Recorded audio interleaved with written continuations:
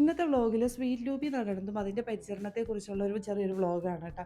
Actually ഞാൻ ഇത് നഴ്സറിയിൽ പോയിട്ട് മേടിച്ച ഒരു ഫ്രൂട്ടാണ്. അപ്പോൾ കുറച്ച് ദിവസമായിട്ട് ഇത് മേടിച്ച് വെച്ചിട്ട്, കുറച്ച് ദിവസം എന്ന് പറഞ്ഞാൽ കുറച്ച് മാസങ്ങളായിട്ടുണ്ട്. അപ്പോൾ ഇത് എനിക്ക് നടാൻ വേറെ സ്പേസോ കാര്യങ്ങളോ ഒന്നും ഉണ്ടായിരുന്നില്ല. അപ്പോൾ എനിക്ക് എൻ്റെ കയ്യിൽ ഇവിടെ ഒരു പ്ലാന്റ് ഉണ്ടായിരുന്നു കേട്ടോ. ആ പ്ലാന്റിനെ മൊത്തത്തിൽ, അതായത് വേരോടെ തന്നെ പറിച്ചെടുത്താലാണ് എനിക്ക് അവിടെ സ്വീറ്റ് ലൂബി നടാൻ പറ്റുള്ളൂ. അപ്പോൾ ഇന്ന് ചെറിയൊരു ടാസ്കോട് കൂടിയിട്ടുള്ള ഒരു വ്ളോഗാണ് കേട്ടോ. അപ്പോൾ അതിന് മുമ്പ് എല്ലാവർക്കും എൻ്റെ ചാനലിലേക്ക് സ്വാഗതം. പിന്നെ നോമ്പുള്ള ദിവസമായതുകൊണ്ട് ഭയങ്കര വെയിലാണ് കേട്ടോ. ഇപ്പോൾ ടൈം ഏകദേശം ഒരു 11-12 മണി ടൈമിലാണ് ഞാനിപ്പോൾ ഇങ്ങോട്ട് ഇറങ്ങിയിരിക്കുന്നത്. നല്ല വെയിലാണ്. പിന്നെ ഏക ആശ്വാസം എന്ന് പറയുന്നത് ഈ പാടവും ഈ കനാലൊക്കെ തന്നെയാണ് കേട്ടോ. ഇന്ന് കനാലിൽ വെള്ളമൊന്നുമില്ല, നല്ല വറ്റി വരണ്ടൊക്കെ തന്നെയാണ് കിടക്കുന്നത്. പിന്നെ അദ്ദേഹത്തിലേക്ക് ഇറങ്ങിയിട്ട് ഞാൻ ആദ്യം കൊമ്പൊക്കെ ഒന്ന് വെട്ടി വൃത്തിയാക്കി ഒതുക്കുകയാണ് കേട്ടോ. എനിക്ക് ആക്ച്വലി ഈ സ്വീറ്റ് ലൂബി എന്താണെന്നൊന്നും അറിയില്ല കേട്ടോ. അപ്പം ഞാനിങ്ങനെ അതെന്താണ്, അതിൻ്റെ ഫ്രൂട്ട് എങ്ങനെ ഇരിക്കണേന്നൊക്കെ ഇങ്ങനെ നോക്കി യൂട്യൂബിൽ കുറേ വീഡിയോസൊക്കെ കണ്ടിട്ടുണ്ട് കേട്ടോ. അപ്പം ഞാൻ നഴ്സറി പോയപ്പോൾ അവിടുത്തെ നഴ്സറിയിലുള്ള ആൾ കുറച്ച് അവയർനെസ് കാര്യങ്ങളൊക്കെ പറഞ്ഞിട്ടുണ്ട്. നല്ല ഫ്രൂട്ടാണ്, സ്വീറ്റ് ആണെന്നൊക്കെ ഇങ്ങനെ പറഞ്ഞു. അപ്പോൾ അതിൻ്റെ പുറത്ത് ഇങ്ങനെ മേടിച്ചതാണ് കേട്ടോ.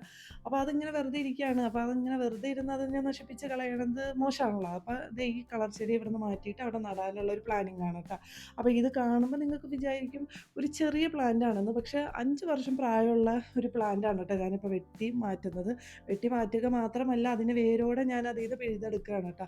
അപ്പം ഞാനൊരു 3-4 മാസം ഇങ്ങനെ കൂടുമ്പോൾ അതിൻ്റെ ഇങ്ങനെ ഓരോ ശിഖരങ്ങളൊക്കെ ഇങ്ങനെ വളർന്നു വരുമല്ലോ, അതിനനുസരിച്ച് ഞാൻ വെട്ടി നിർത്താറുണ്ട് കേട്ടോ. അതുകൊണ്ടാണ് ഇപ്പോൾ ചെറിയ ഒരു പ്ലാന്റായിട്ട് നിങ്ങൾക്ക് തോന്നുന്നത്. പിന്നെ നല്ല വേരുണ്ട് കേട്ടോ, ആഴത്തിലുള്ള വേരുകളൊക്കെയാണ്.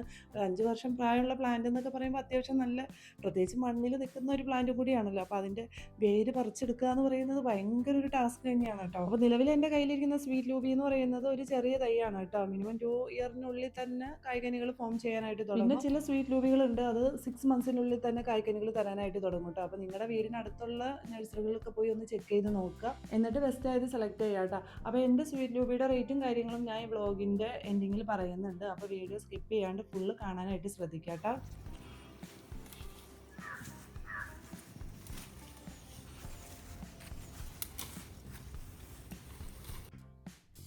ഈ പ്ലാന്റ് പണ്ട് ഞാൻ ഇടുക്കിക്ക് പോയപ്പോൾ അവിടെ നിന്ന് ഒരു വീട്ടിലിറങ്ങി മേടിച്ച ഒരു പ്ലാന്റാണ് കേട്ടോ. അവിടെ നിന്നപ്പോൾ നല്ല റെഡിഷ് കളറായിരുന്നു. പൂക്കളൊന്നുമില്ല, വെറുതെ ലീഫ് ഇങ്ങനെ റെഡായിട്ട് ഇങ്ങനെ നിൽക്കും. നല്ല ഭംഗിയായിരുന്നു കേട്ടോ അവിടെ നിന്നപ്പോൾ. പക്ഷെ ഞാൻ അത് വീട്ടിൽ കൊണ്ടുവന്ന് നട്ടപ്പോൾ എനിക്ക് അത്രയും വലിയ റെഡിഷായിട്ട് എനിക്ക് തോന്നിയിട്ടില്ല കേട്ടോ. പലപ്പോഴും നമ്മൾ ഈ പുറത്ത്, പ്രത്യേകിച്ച് ഈ തണുപ്പുള്ള ഏരിയയിലേക്കൊക്കെ പോകുമ്പോൾ അവിടെ വെറൈറ്റി ആയിട്ടുള്ള പ്ലാന്റ്സും അതുപോലെ ഫ്ലവറോട് കൂടിയ പ്ലാന്റ്സ് ഒക്കെ കാണും. ഭയങ്കര ഇഷ്ടപ്പെടും കേട്ടോ. നമ്മൾ ആ ഇഷ്ടത്തോടു കൂടി അവിടെ നിന്ന് മേടിച്ച് നമ്മുടെ വീട്ടിൽ കൊണ്ടുവന്ന് നോക്കുമ്പോൾ പലപ്പോഴും ആ ഒരു കളറും അതുപോലെ തന്നെ ആ ഫ്ലവറൊന്നും നമ്മുടെ വീട്ടിലുണ്ടാവാറില്ല.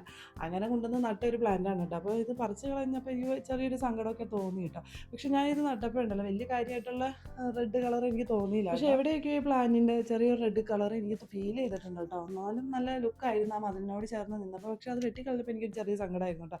അങ്ങനെ ഫൈനലി ഞാനത് വേരിനോട് ചേർന്ന്, ഇപ്പോൾ വേര് ഇളക്കിക്കൊണ്ടിരിക്കുന്ന പ്രോസസ്സാണ് നിങ്ങളിപ്പോൾ കണ്ടുകൊണ്ടിരിക്കുന്നത്.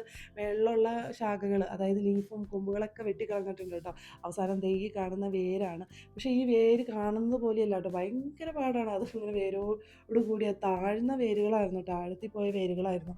അപ്പോൾ അതിങ്ങനെ പറിച്ചെടുക്കുക എന്ന് പറയുന്നത് ഭയങ്കര ഒരു ടാസ്ക് തന്നെയായിരുന്നു കേട്ടോ. അപ്പോൾ കുറേ ചെറിയ ചെറിയ പോർഷൻ എടുത്തിട്ട് വേണം അതിൻ്റെ വേരൊക്കെ ഇങ്ങനെ പറിച്ചെടുക്കാനായിട്ട് കേട്ടോ.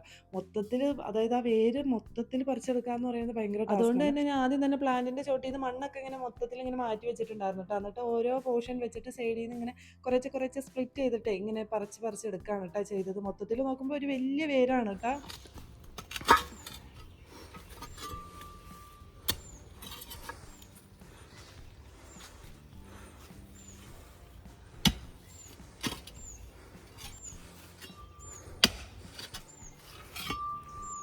ഒരു ചെറിയ ബെഡ് തൈ കേട്ടോ ഞാൻ മേടിച്ചിരിക്കുന്നത്. അപ്പോൾ ഈ ബെഡ് തൈ മേടിച്ച് വയ്ക്കുകയാണെങ്കിൽ 2 വർഷത്തിനുള്ളിൽ തന്നെ അതിൽ കായ്കനികൾ ഉണ്ടാവാനായിട്ട് തുടങ്ങും. ആദ്യം ചെറിയ മഞ്ഞ പൂക്കളോട് കൂടി ഉണ്ടാവും കേട്ടോ. പിന്നെ അത് ചെറിയ കായ്കനികളായിട്ട് ഫോം ചെയ്യും. ഈ കായ്കനികൾ പൊതുവേ കൊലകുത്തിയാണ് കേട്ടോ ഉണ്ടാകുന്നത്. നല്ല ടേസ്റ്റാണ്. ചെറിയ വലിപ്പമാണ് കേട്ടോ, ഒത്തിരി വലിപ്പ കാര്യങ്ങളൊന്നുമില്ല. ചെറിയ നാരങ്ങയുടെ വലിപ്പം പോലും ഇല്ല.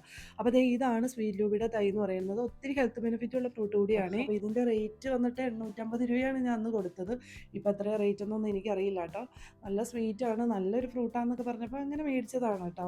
അപ്പോൾ ചെറിയൊരു പ്ലാന്റാണ് കേട്ടോ. അപ്പോൾ ഞാൻ മേടിച്ചപ്പോൾ എങ്ങനെയാണോ കിട്ടിയത് അതുപോലെ തന്നെ ഇരിക്കുന്നുണ്ട് കേട്ടോ. ആ ഗ്രോ ബാഗിൽ തന്നെയാണ് ഇരിക്കുന്നത്.